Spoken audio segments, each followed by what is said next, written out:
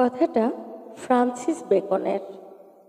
কিছু বই চেখে দেখবার, কিছু গিলে ফেলবার, আর কিছু বই চিবিয়ে হজম করবার। এই বইটা নিঃসন্দেহে শেষ শ্রেণীর। যে বইটার কথা বলেছেন সে বইটা হচ্ছে দ্য 40 রুলস অফ লাভ, লিখেছেন এলিফ শাফাক, আর অনুবাদ করেছেন শাহেদ জামান। বইয়ের শুরুটা একটু আলাদা, কিছুটা ইউস্টেন গার্ডারের লেখা সুফির জগৎ বইটার মতো।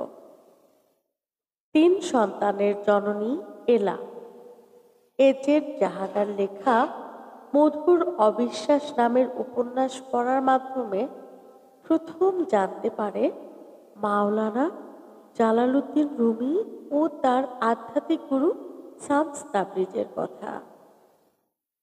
রুমি ছিলেন ত্রয়োদশ শতকের শ্রেষ্ঠ ফার্সি কবি, ধর্মতাত্ত্বিক এবং সুফি দর্শনের শিক্ষক।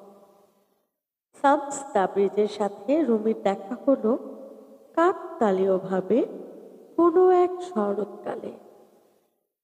শামসের সংস্পর্শে এসে রুমি এক নতুন মানুষে পরিণত হলেন।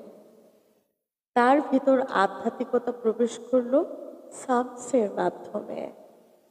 শামসের মৃত্যুর পর আবার বদলে গেল রুমির জীবন। ভালোবাসা যেন তার সকল অস্তিত্ব আর অভ্যাসকে ঝড়ের মতো উড়িয়ে নিয়ে গেল। তার বদলে ভরিয়ে দিল কবিতা দিয়ে। এই কবিতাগুলোই লেখা রয়েছে রুমির মসনবিতে। শামস মানে সূর্য। তাবরিজের বাসিন্দা ছিলেন শামস, তাই তার নাম ছিল তাবরিজ। ভবঘুরে বেশে ঘুরে বেড়াতেন গ্রাম থেকে গ্রামে, এক দেশ থেকে আরেক দেশে। এক জায়গায় কখনো দুবার ঘুমায়নি, এক পাত্র থেকে দুবার খায়নি। মানবতার সবচেয়ে ভালো আর খারাপ উভয় দিকে তার দেখা হয়ে গেছে। কিছুই তাকে আর আশ্চর্য করে না, ব্যথিতও করে না। মানুষকে তিনি শোনাতেন ভালোবাসার গল্প। আর সেই বিচিত্র অভিজ্ঞতা থেকেই একটা তালিকা তৈরি করেছিলেন শামস, যার নাম দিয়েছিলেন ইসলামের পথে ভবঘুরে সাধকদের মৌলিক নীতিসমূহ। এই নীতিগুলোকে একত্রে করে তৈরি করা হয়েছে ভালোবাসার ধর্মের 40 নীতি, দ্য 40 রুলস অফ লাভ, যা অর্জন করা সম্ভব শুধু ভালোবাসার মাধ্যমেই। সেই নীতিগুলো এরকম। পড়ছি শামসের 1 নম্বর নীতি।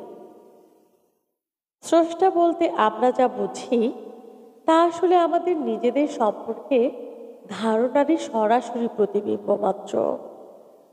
তার নাম নেওয়ার সাথে সাথে যদি মনের মাঝে ভয় আর দোষারোপের চিহ্ন জেগে ওঠে, তাহলে বুঝতে হবে যে আমাদের মাঝে খুব বেশি ভয় আর আফসোস লুকিয়ে আছে।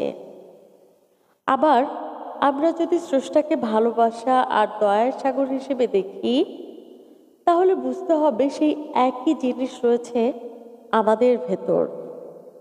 2 নম্বর নীতিতে বলা হয়েছে, সত্যের দিকে যেই পথ তাকে পাড়ি দিতে হয় হৃদয় দিয়ে, মস্তিষ্ক দিয়ে নয়। হৃদয়কে তোমার পথ প্রদর্শক বানিয়ে নাও, মনকে নয়। হৃদয়ের শক্তি দিয়ে তোমার নাফসের মুখোমুখি হও, তাকে দ্বন্দ্বে আহ্বান করো এবং পরাজিত করো। নিজের অন্তরকে যখন জানতে পারবে, তখনই স্রষ্টাকে জানতে পারবে তুমি।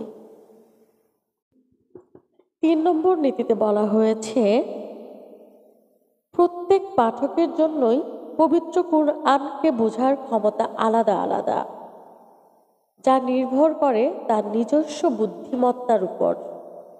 এই বুদ্ধিমত্তার 4টি পর্যায় রয়েছে। প্রথম পর্যায় হলো বাইরের অর্থ। বেশিরভাগ মানুষ এই অর্থটুকু বুঝেই সন্তুষ্ট থাকে। পরবর্তী পর্যায়ের নাম বাতন বা ভেতরের অর্থ। তৃতীয় পর্যায়ে রয়েছে ভেতরের মধ্যকার ভেতরের অর্থ। আর চতুর্থ পর্যায়টি এতই গভীর যে তাকে ভাষায় প্রকাশ করা যায় না, ফলে তা চিরকালই বর্ণনার বাইরে থেকে যায়।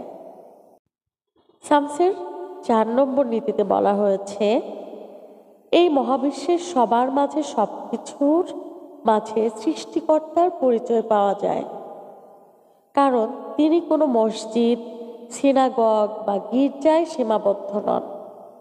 কিন্তু তারপরেও যদি জানতে ইচ্ছে করে যে কোথায় তার বাস, তাহলে সেই প্রশ্নের জবাবে একটি কথাই বলা যায়, সত্যিকার প্রেমিকের হৃদয়।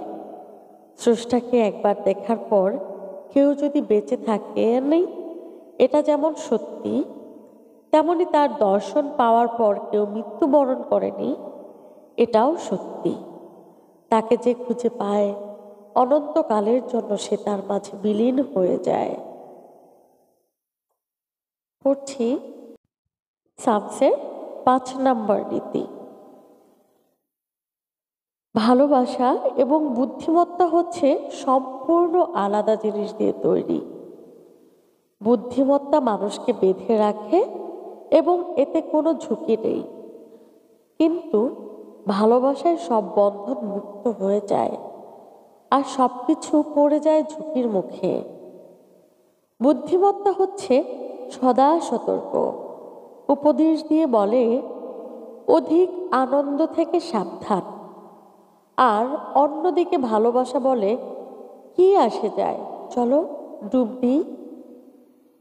বুদ্ধিমত্তা সহজে ভেঙে পড়ে যায় না, অন্যদিকে ভালোবাসা এমনকি আপনা থেকেই ধুলোয় লুটিয়ে পড়তে পারে, কিন্তু সেই ধুলোর মাঝেই লুকিয়ে থাকে অমূল্য রত্ন।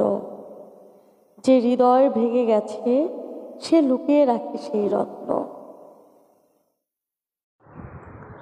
এরপর ধারাবাহিকভাবে আমি বাকি আরও 35টি নীতি আপনাদের কাছে উপস্থাপন করব। সে পর্যন্ত ভালো থাকুন। আসসালামু আলাইকুম।